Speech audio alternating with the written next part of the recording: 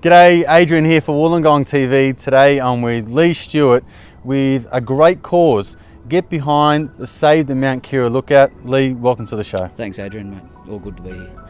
Leigh, can you tell our listeners, this is a really key interview for me. I've been wanting to get you on the show for a long time.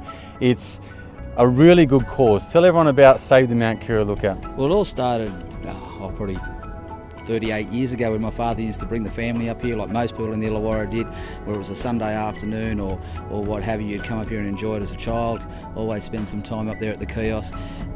Future life in real estate and also with my work with the university has seen me usually show Wollongong off from this spot. You know, it was always, you bring a client or a customer to come and say, well, they'd like to invest in Wollongong, so the first place you take them to the Mount Keira Lookout, you'd say, this is what we've got to offer, you know, why wouldn't you want to invest here?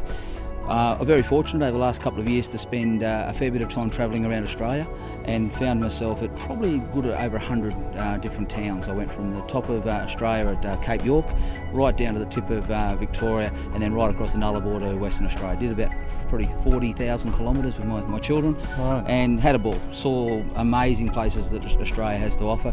But as we always say when we come down to Wollongong, come down Mount Isley Road, how good's Wollongong and how good it is from the air. And a few days after coming back, I drove up to Mount Keira Lookout, got stuck at the bottom of Mount Keira Road, couldn't get up here, did a U-turn, went all the way up Mount Isley Road, came back up to the lookout, drove into the lookout office, found I was the only one here. I looked over at the old kiosk, completely barbed wired up, it had fallen into a state of disrepair, and the lookout itself had looked like it hadn't been touched for 6 or 12 months.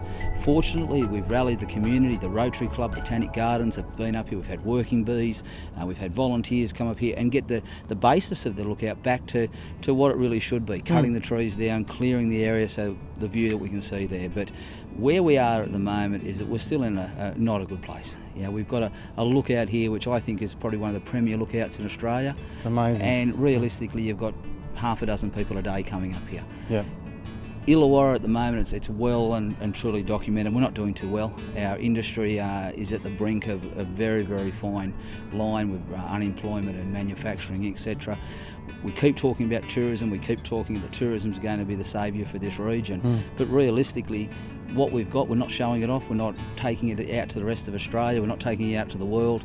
This should be a venue where we could have hundreds upon hundreds of people per day coming in, enjoying it, spending money, investing in our region, and it's not happening.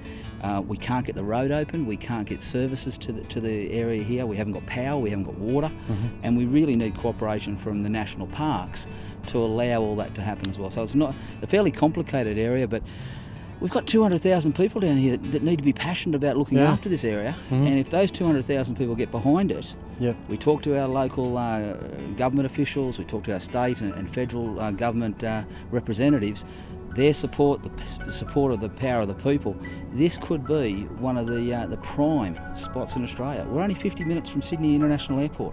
We're probably the closest major tourist attraction to the biggest capital city this country has.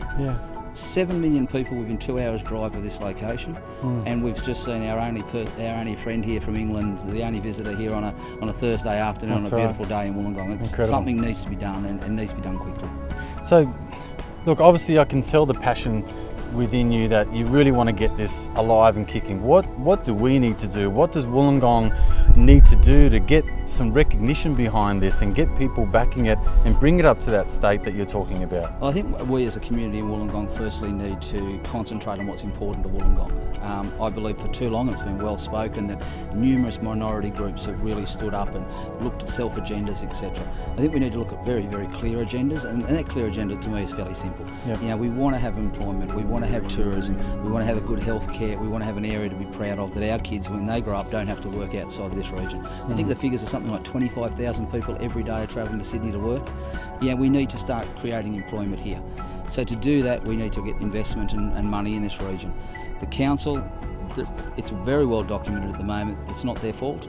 They're in a situation where the money is dry. They haven't got the money to reopen the road. They're working on it. The figures are now about $2.5 million to open the road, $1.5 million to put the power on. What do we do? It's no good just having a 1950s cafeteria. We need to look at a function centre. We need to try and attract an international restaurant. And one of the big things that we've been working with Destination Wollongong, or the old tourism, is a potential cable car. You know, you imagine having a cable car coming straight from, potentially from North Beach through to the university and then up Mount Keira Lookout. We've been working very, very heavily with the bike riders. They want to put on, they've got bike tracks and they want to mount across riding and all that right across here. And potentially this area here could be the jewel on the crown of an adventure area.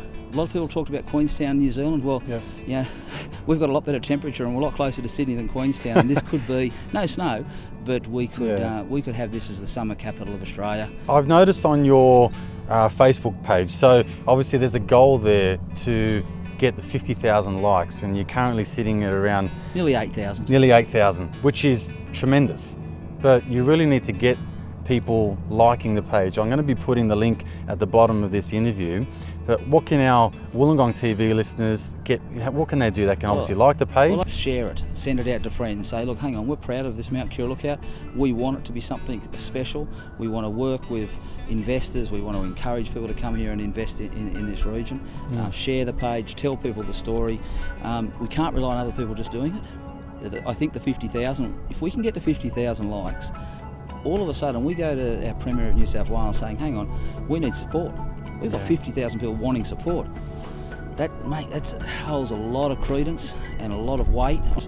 The other thing about that 50,000 likes, it's like a live petition.